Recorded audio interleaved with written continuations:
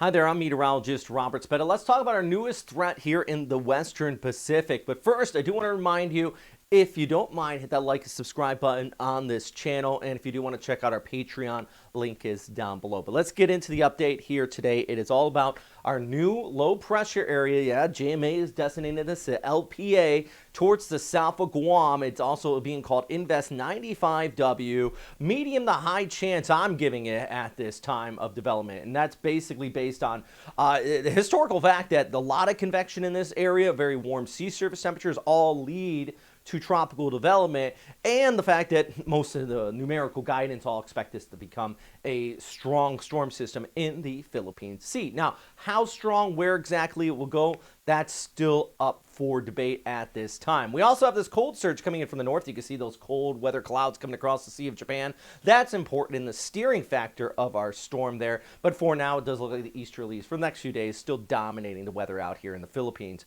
Storm looks likely, though. That is one of the main points. Landfall, not certain, but possible. So I want you to stress that. If that cold surge comes down, pulls this towards the north, then it could stay offshore. On the other side, if the Philippine Sea effect takes hold and it just wants to continue to run west, then we could be looking at a pretty potent storm system here coming on shore by mid to late next week. Right now, though, you can see that convection bubbling up here south of Guam, low-level center right in there. So it's definitely not organized by any means, but ASCAT imagery is expecting, or is showing, I should say, that low-level circulation continuing to pop up here. And then you take a look at the ECMWF, some of that guidance as that pulls off here towards the west, and just kind of see where that precipitation's headed. By the way, with that next cold surge, see the interaction, that precipitation kind of slamming into the east coast of the Philippines. So even without our storm system, we're going to get that tight pressure gradient off towards the north that should squeeze some winds well ahead of it.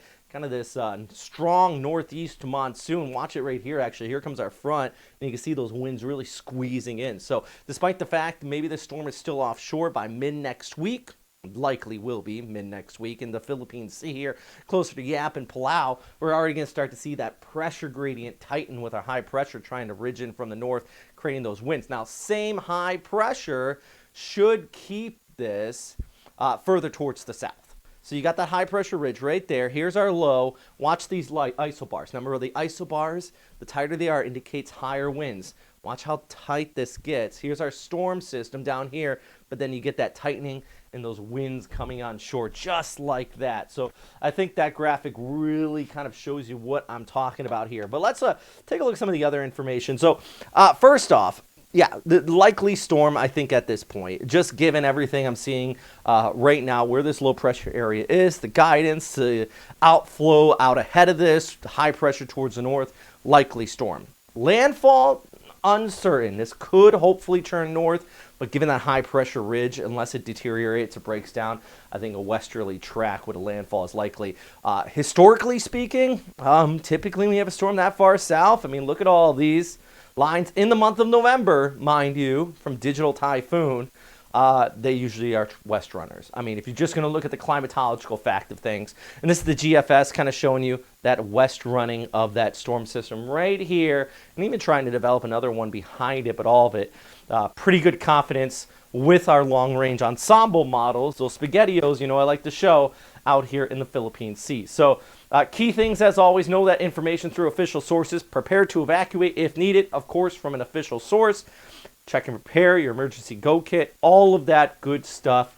And yeah, these are all just smart ideas to keep in mind in case you do, in the unfortunate scenario, need to evacuate. I think I might be getting a little bit ahead of myself showing those graphics, but you know, yesterday or a couple days ago, somebody said, oh, I went out and bought a power bank just in case. And you know what? Not a bad idea, because if you don't use it in this particular storm, if it's not needed, the storm doesn't evolve or turns north, you still got it. And we always get storms out here in the Western Pacific, so it's not like it would be an unwarranted buy by any means. Kagaya de Oro, look at a little bit of rain out there for you. Tacloban, our storm chaser friends, and everybody out there who's impacted by Yolanda Haiyan over 10 years ago now.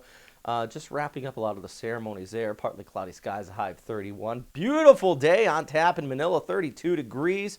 while we scoot further towards the north into Iligan, 30. 33 out here in Cagayan as well. Baguio at 24, a little bit cooler out there in the higher elevations.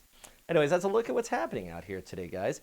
If you have any questions or anything like that, please let me know. Comment box is always down below, and I try my best to answer them. Not the best at it. Got a lot going on, but I still try it. Also, like I mentioned before, if you truly like these updates, check out our Patreon. Link is down below. I'm going to continue to keep you guys posted. Big thanks for everybody on our Patreon who continues to support this channel, especially these guys. You know, they all donate more than $10 a month. These are all our Super Typhoons, $10 a month. You can donate 2 or 6 or nothing. I'll never put this behind a paywall, but it does help. And if you like these graphics, these are TV level graphics, same stuff they use on Sky News, BBC, even a few local stations in the Philippines use these graphics, Weatherscape XT, and it's all possible because of you guys. So as always, thanks for watching. And number one thing, of course, is stay safe out there.